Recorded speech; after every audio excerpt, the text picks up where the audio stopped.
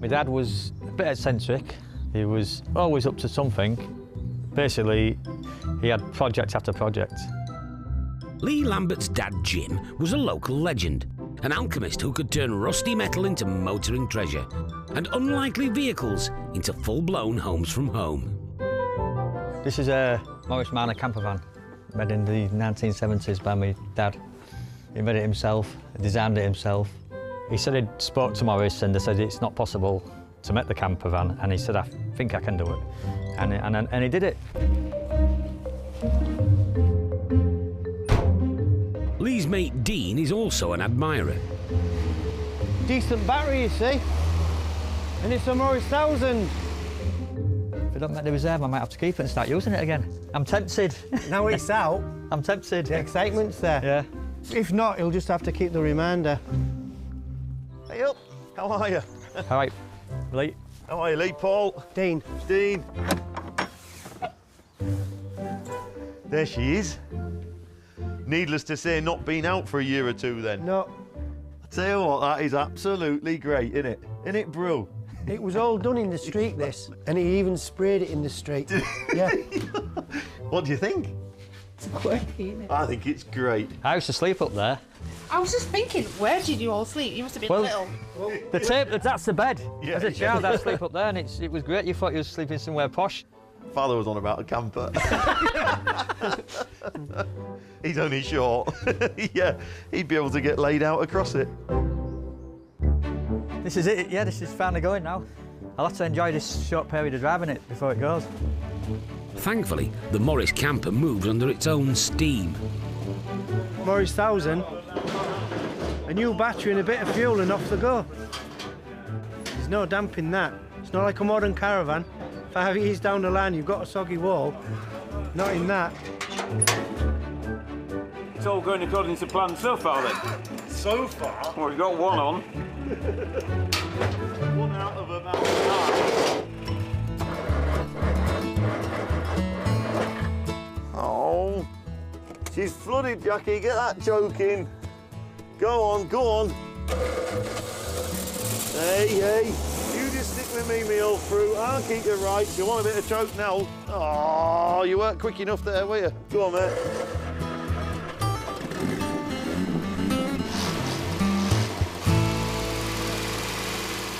He's got everything right about it, the colour and everything. He's got it dead right. Do you think he's got enough mirrors on it? I think he probably has. He was obviously safety conscious, the old lad. Probably not done much work in the last few years, I would think. It's clearly stood around a bit. There's a little bit of corrosion down here. I can't speak for underneath, obviously you have to have a look underneath. But I wouldn't imagine for 1 minute he's daft enough to have done all that lovely work and conversion on a rotten vehicle. I mean, it don't happen, does it? You've not got loads and loads of room, but you're good enough for a week, aren't you? The pair of you to get on in there. Got your basic cooking equipment here and a little sink for washing up, and that's really all you need. And he shaped the table like that so you can get past it to sit over there. He's done a lovely job. There's always someone wants to put their own stamp on it, and I understand that completely, but really, it doesn't really want anything, just wants enjoying. There you are, £3,000 of the way we've got a £3,000. 31, 31, 31, 32, 33, 34, 34. Just let Charlie catch up. 35, 35, 36, 3,500, couldn't keep up. looking for 37. 3,600. Who needs to go to Benidorm? Look, 3,008, £4,000, 4-1, 4,002, 4-3, £5,000 we've got. At £5,000, 5-1. At 5,003, 5-4. A right showstopper this, 5,400. 5-6, 5-7. 6,000 we have. At £6,000. At 6,002, 6-3. 6,400. 6-5. OK, then, thank you very much. 6,600 then. At 6,600 then for the first. Second, third and last time. She's off to the Isle of Wight. Good luck to you at £6,600. Sold, Isle of Wight. Well done. 6,006. There you go. Paul, can we go to the Isle of Wight on an office trip? Malcolm's bought the Morris camper A job getting them to work when they're here, never mind sending them off. Did you hear him? Shove him in the back of the van. Yeah. Okay. Lovely. Right, well, we'll leave it with you. And if we manage to escape and nobody knows where we are, we'll maybe turn up on the Isle of Wight. You never know. Wow, you're welcome.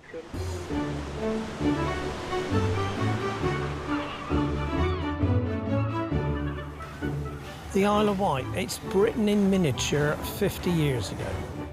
You go around in the Morris house and it's not out of place. People see you, they wave and beat their horns at you, but it's not uncommon to see 50, 60, 70-year-old cars go around the island. They say a visit to the Isle of Wight is the nearest thing to time travel that Britain offers. Oh, this is lovely. Yeah. Oh, you are? Oh, Yeah. oh. Here we go. Its slower pace of life is the ideal backdrop for the converted Morris Campervan, which was bought by island residents Malcolm and Julie Cox. They called her Jill. We started off our driving careers with Morris Thousands, in fact, Morris Travellers. So I said to Julie, who's always wanted another one, I said, I'll get you a Morris Traveller for your 70th birthday. So come March, I opened up the auction catalogue and I said, let's have a look and see what's there worth bidding on. Up came a picture of Jill, and Julie said, she's mine. That's mine. I want that one. It was a combination of the fact it was a camper and a Morris, because I've always dreamed of, when I retire, of having a camper van and we could just go off, and I've got both in one go. So, it was love at first sight? It was. Oh, yeah. Absolutely. The island has a thriving and welcoming Morris scene, and Jill stirred up a bit of a commotion. Today's gathering is in her honour. I think it's amazing, really, because it encompasses both sides of the Morris Minor. It's the joy of owning a Morris Minor, and they've got the joy of actually living in a Morris Minor, which encompasses both things. It's like a snail. They actually live inside their own Morris Minor, so I'm really envious. Bread. Whoa! So, Julie, we're certainly making use of all the facilities, aren't we? Well, we certainly are. Got the kettles on, tea brewing. It's fabulous, isn't it? Absolutely fabulous. I love her. There's not a lot of room down there, and you've managed to have a few nights in there. Yep, because the table goes down, and then the cushions come across, and you have a bed. Not designed for two, only one, I think. He's going to have to be in the awning outside.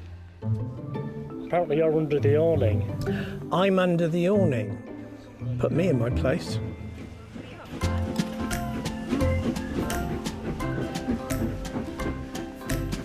Julie, has he done well? Yeah, he has. After 50 years, yes, he's done well. He has, in the past, bought me an electric toothbrush, just the head and not the brush. He's bought me a CD where I had no CD player. He bought me, for our first wedding anniversary, a lampshade. You're not too clever with presents, are you? You did well with this one, though. But this one, he's just excelled himself.